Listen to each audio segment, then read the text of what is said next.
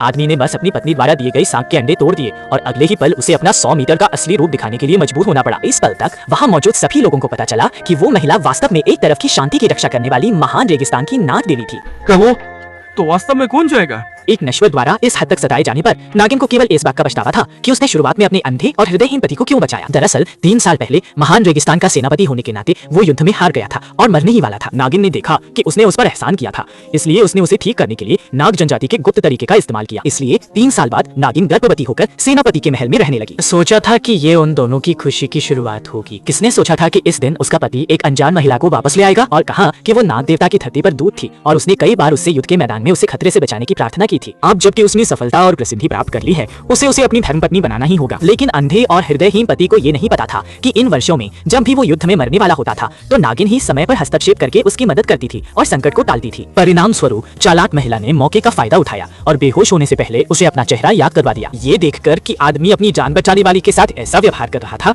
दासी ने पूरी सच्चाई बताने की तैयारी कर ली। कौन जानता था कि इस समय नागिन बच्चे को जन्म देने वाली थी और नश्वर लोगों को अपने मानव धड़ सर्प पूंछ वाले रूप से डराने से बचने के लिए वो केवल नाग देवता के मंदिर में छिपकर जन्म दे सकती थी। दासी हरी नागिन की रक्षा ने, लेकिन बच्चे के जन्म के बाद सर्प स्त्री की सारी शक्तियां चली गईं और दासी ने उसकी रक्षा करते समय अपनी सारी आध्यात्मिक शक्ति खो दी थी, तो वो केवल देखती रह गई जब उसे वापस कालकोठरी में कैद कर लिया गया। इसके बाद उन्होंने सांप स्त्री को कोड़े से प्रताड़ित किया। फिर भी वो दुष्ट आदमी और नई महिला संतुष्ट नहीं हुए और उन्होंने अपना ध्यान सांप स्त्री द्वारा दिए गए 3 अंडों पर लगाया। भले ही सांप स्त्री ने बहुत समझाने की कोशिश की कि वे उसके बच्चे हैं, पर उस दुष्ट पति ने नई महिला की बातों पर आंख मूंद कर विश्वास किया। लेकिन जैसे ही उसने एक सांप का अंडा तोड़ा, उसकी दिव्य शक्ति तुरंत सांप स्त्री के शरीर में लौट आई।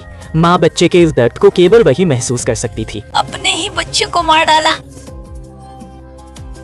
ये अनंत काल तक बदलता रहेगा। मेरा बच्चा तुम्हें कैसे पसंद करेगा? इसके तुरंत बाद उस दुष्ट ने दूसरे सांप के अंडे पर वार किया। परिणाम पहले जैसा ही रहा। जब दोनों दिव्य शक्तियां सांप स्त्री के शरीर में लौट आईं, तो उसका आधा मानव आधा सांप का असली रूप धीरे धीरे प्रकट होने लगा। इस बार नई महिला को डर था कि सांप स्त्री की शक्तियां धीरे धीरे ठीक हो जाएंगी, इसलिए उसने सबसे क्रूर आत्मा कील निकाली।